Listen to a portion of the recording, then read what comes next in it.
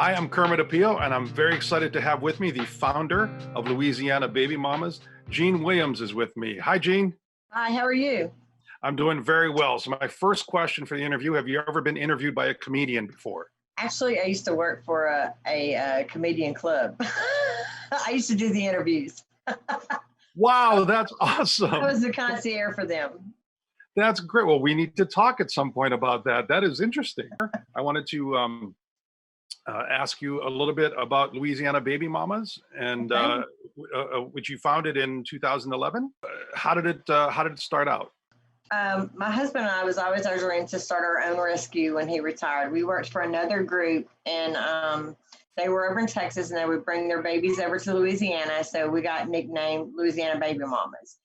And he got diagnosed with cancer and passed away within 6 months. And the girl that I used to work with over at Texas Star, she said, "Hey, I want you to take that money that you just raised, and I want you to start your own rescue." And that's kind of how I was born.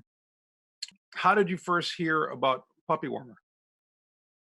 I actually had a breeder reach out to me that we do a lot of special needs babies. We do cleft palates, hydros, and babies born with birth defects.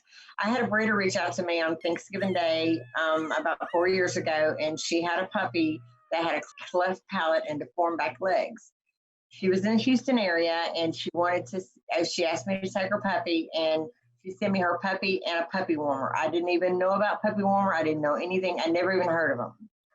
When you look at how things were done before as opposed to after getting these, can you talk about the difference?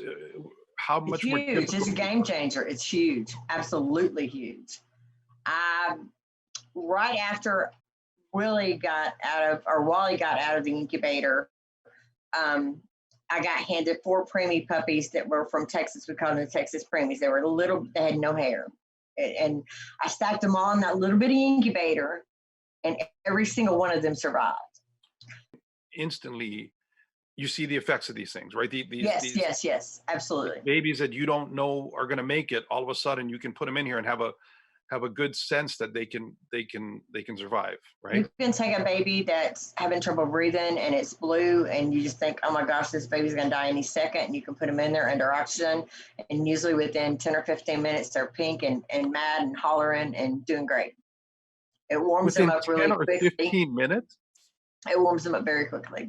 I will actually tell people that call me about a cleft baby, don't worry about feeding it. I can fix that when I get it. Just make sure you keep it super duper warm. Because if a puppy gets too cold, you can warm it back up sometimes, but the cold, they'll die. You can't ever bring them totally back from being like ice cold. So a lot of people don't understand that puppies need a heating source. They think, oh, I wrapped it in the blanket. Isn't that good enough? No, it's not. Oh, It needs to be in the right temperature. And if you don't have an incubator, it needs to be on a heating pad and watch closely. But these incubators, I just bring them in, I put them in there, I go cook dinner or run to the grocery store, whatever I got to do, get back into everything in my life runs on 2 hour intervals. Get back to the house to feed everybody again. right. But I don't worry about them when they're in there. I know they have oxygen. I know they're plenty warm. They do great. I don't feel like it's something that my rescue can do without ever.